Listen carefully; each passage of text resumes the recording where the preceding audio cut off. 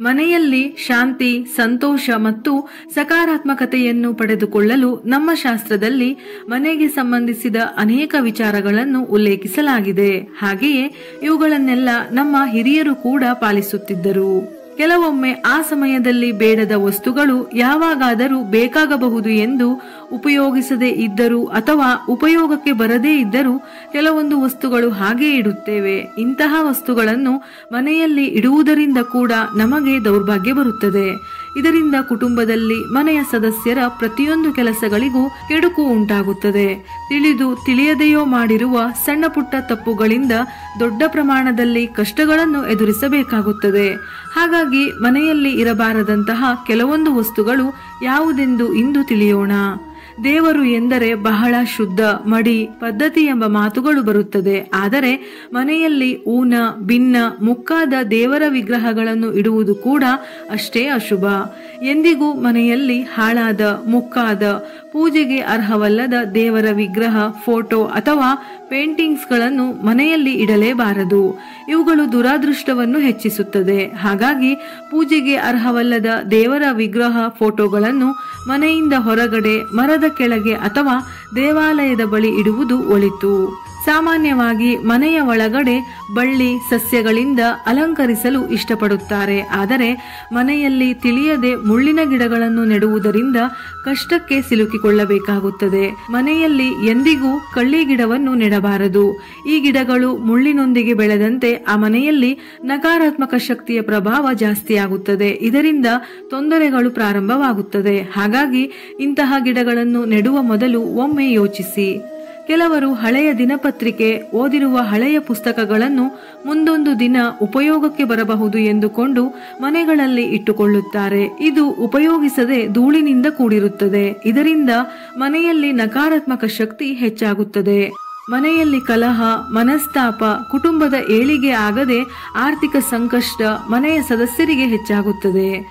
ಮುರಿದ, ಹಾಳಾದ ಅಥವಾ ತುಕ್ಕು ಹಿಡಿದಿರುವ ಬೀಗದ ಕೈಯನ್ನು ಮನೆಯಲ್ಲಿಟ್ಟರೆ ಆ ಮನೆಯು ಏಳಿಗೆ ಆಗುವುದಿಲ್ಲ. ಇಂತಹ ವಸ್ತುಗಳು ವೃತ್ತಿ ಜೀವನಕ್ಕೂ ಅಡ್ಡಿಯಾಗಬಹುದು. ಪ್ರತಿಯೊಂದು ಕೆಲಸ ಕಾರ್ಯಗಳು ಮಂದಗತಿಯಲ್ಲಿ ಸಾಗುತ್ತದೆ ಎಂದು ಹೇಳುತ್ತಾರೆ.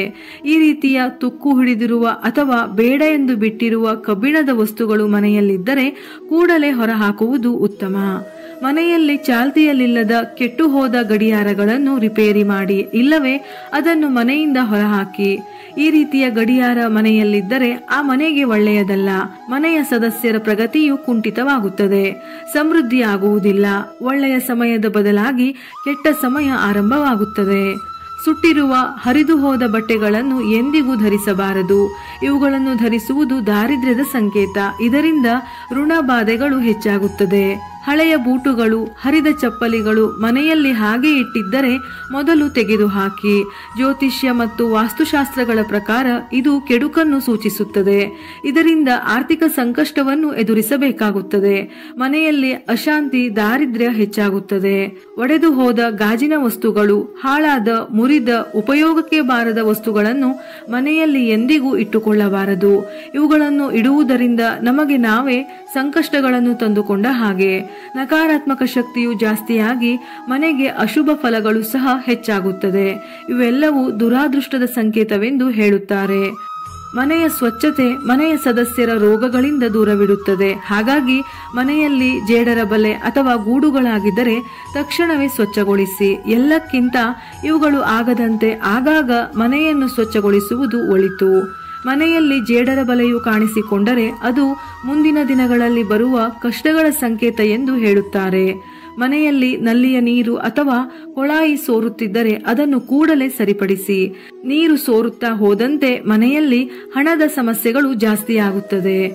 ಸ್ವಚ್ಛವಿರುವ ಮನೆಯಲ್ಲಿ ಎಂದಿಗೂ ದೇವರು, ದೇವತೆಗಳ ವಾಸವಿರುತ್ತದೆ. ಶುಚಿಯಾಗಿರುವ ಮನೆಯಲ್ಲಿ ಮಾತ್ರ ಲಕ್ಷ್ಮೀದೇವಿ ನೆಲೆಸಿ ಆಶೀರ್ವದಿಸುತ್ತಾಳೆ ಎಂದು ಹೇಳುತ್ತಾರೆ. ಹಾಗಾಗಿ ಮನೆಯ ವಾಸ್ತುವಿಗೆ ಸಮಸ್ಯೆ ಆಗುವ ಈ ವಸ್ತುಗಳನ್ನು ಮನೆಯಿಂದ ಹೊರಹಾಕಿ. ಕಷ್ಟಗಳು ಬಂದ ಮೇಲೆ ಸರಿಪಡಿಸುವುದಕ್ಕಿಂತ ಮೊದಲೇ ಪರಿಹಾರ ಗೊತ್ತಿದ್ದರೆ ಸರಿಪಡಿಸಿಕೊಳ್ಳುವುದು ಉತ್ತಮ.